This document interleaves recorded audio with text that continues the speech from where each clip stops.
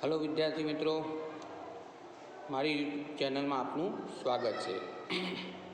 तो विद्यार्थी मित्रों, आज आप भणीशू standard 10 Gujarati second language chapter number 15 जेनु नाम से ते बेसे अही। तो विद्यार्थी मित्रों, आ एक काव्य है जेनो प्रकार से गजल। तो ते बेसे अही नो काव्य प्रकार गजल से अने ते यदा यदा यदा तदा गजल मांथी लेवामां आवेलुं छे। तो ते बेसे अही जेना कविनुं नाम छे स्नेही परमार, जेओनो जन्म तारीख 1/6/1971 में थयेलो छे। तो स्नेही परमार यानी कि स्नेही हरिभाई परमारनु जन्मस्थळ अमरेली जिल्लानु सनाड़िया छे।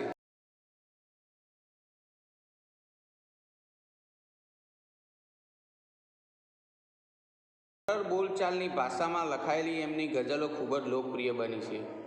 पीड़ा पर्यत यदा तदा गजल तेमना गजल संग्रह है। तो स्नेही परमारना गजल संग्रह कया छे? पीड़ा पर्यत यदा तदा गजल ये तेमना गजल संग्रह है। तो जो विद्यार्थी मित्रों, अहीं ते बेसे अही आ गजल यदा तदा गजल मांथी लेवामां आवेली छे। तो कविए आ गजल में सभा में एटले के मानभर्या स्थान में बेसवानी लायकात शामांथी मळे छे तेनुं सुंदर वर्णन करेलुं छे। बीजा माटे संवेदना, मोटा स्थान पर पहोंचीए त्यारे पण पोतानी लायकात विषे सजाग थई जातने पूछवुं अने योग्यता ना लागे तो सभामांथी उठी जवुं। एना निखालस चित्रों कविए अहीं अलग अलग शेर में रजू कर्या छे।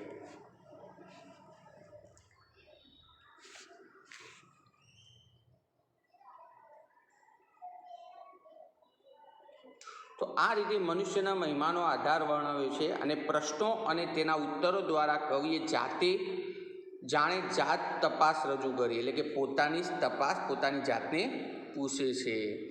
दरेक मनुष्य जातने पूछवा जेवा आ प्रश्नों छे एम पण सूचवाय छे। तो विद्यार्थी डियर स्टूडंट, तो हवे आपणे ते बेसे काव्य विषे समजीशुं। कोईनुं पण आंसू लूस्युं होय ते बेसे अहीं ने पछी छातीमां दुख्युं होय ते बेसे अहीं। तो जो विद्यार्थी मित्रों, अहीं कवि कहे छे कि जेणे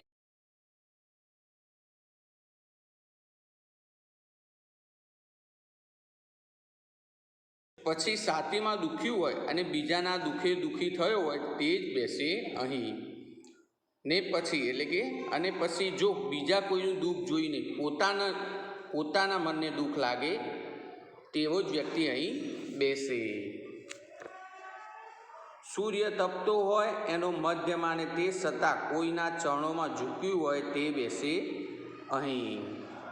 तो जेनो सूर्य मध्यमां तपतो होय कि जे प्रगतिना शिखरे होय ने, जे टोच पर प्रगति पर खूब प्रगति करी होय अने टॉप लेवल पर होय, छतां कोईना चरणमां झूक्यो होय एवो नम्र व्यक्ति।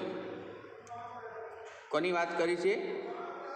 जेनो सूर्य तपतो होय एटले के जे टॉप लेवल पर होय, जे पैसे टके बधी रीते सुखी होय, छतां पण कोईना चरणमां एटले के कोईना पगोमां झूक्युं होय, एटले के नम्र बन्यो होय, नम्र थयो होय तेवो अहीं बेसे।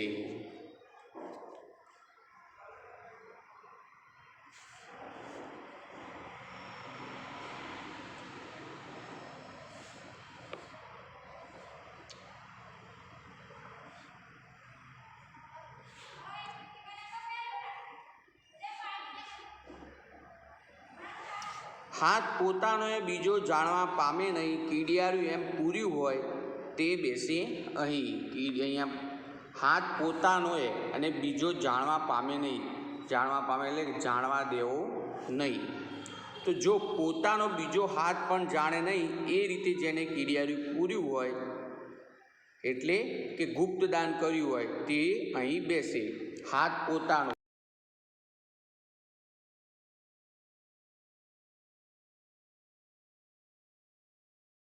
એની વાત કરી છે. તો પોતાનો બીજો હાથ પણ જાણે નહીં, એટલે કે એવું કીડિયારું, એટલે કે જે કીડીઓનું દર આવે છે તે ચીટીઓ કા દર. તો એવું કીડિયારું જેને પૂર્યું હોય, એટલે કે એવું કોઈને ગુપ્તદાન કર્યું હોય તે જ અહીં બેસે. એટલો લાયક ખરો કે હું અહીં બેસી શકું, એટલું પોતાને પૂછ્યું હોય તે બેસે અહીં. તો અહીં શું કહ્યું છે? પોતાની જાતને પૂછવાની વાત કરી છે કે શું હું એટલો લાયક ખરો કે અહીં બેસી શકું, કે જેણે આટલો પ્રશ્ન પોતાની જાતને પૂછ્યો હોય તેવું અહીં તે અહીં બેસે. એટલે અહીં શું કહ્યું છે કે શું હું અહીં બેસવા લાયક ખરો, એવું પોતાની જાતને જેણે પૂછ્યું છે એ જ અહીં બેસે.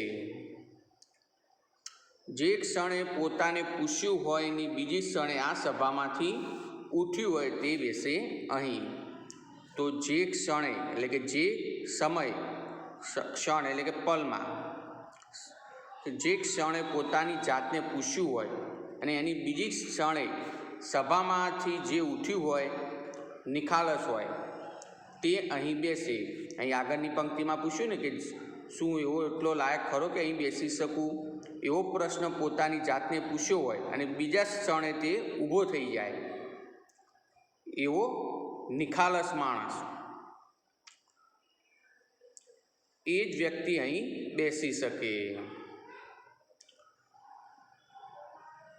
તો વિદ્યાર્થી મિત્રો સમજી ગયા?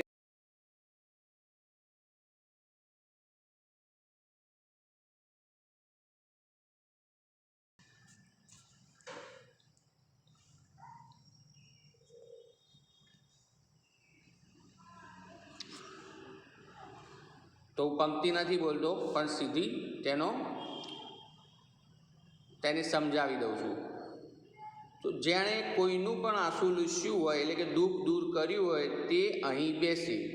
અને પછી તેની છાતીમાં દુખ્યું હોય, એટલે કે બીજાનું દુઃખ જોઈને તેની છાતીમાં દુઃખ થયું હોય તેવો વ્યક્તિ અહીં બેસે.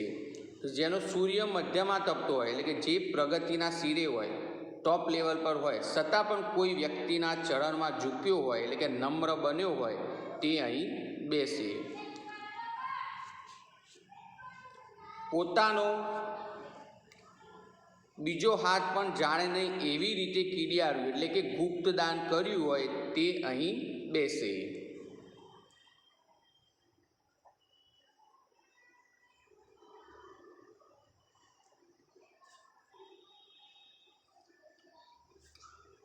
એટલો લાયક ખરો, શું હું એટલો લાયક ખરો કે અહીં બેસી શકું, જેને આટલું પોતાની જાતને પૂછ્યું હોય તે અહીં બેસે.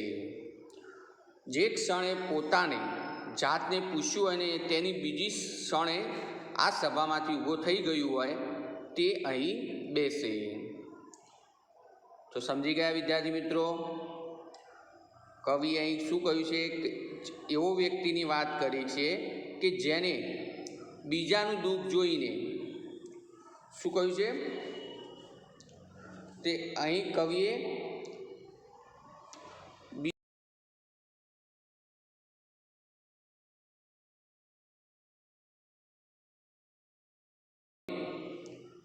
અને દરેક તે પોતાની જાતને પ્રશ્ન પૂછતો હોય અને પોતે લાયક ન લાગે તો તે સભામાંથી ઉઠી જવું જોઈએ અને એ સભામાં બીજી ક્ષણે બેસી શકે છે.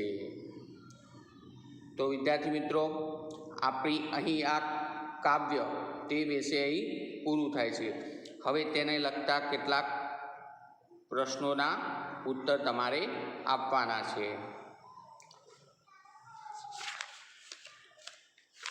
તો આપણું કાવ્ય અહીં સમાપ્ત થાય છે. નમસ્તુ અસ્તુ.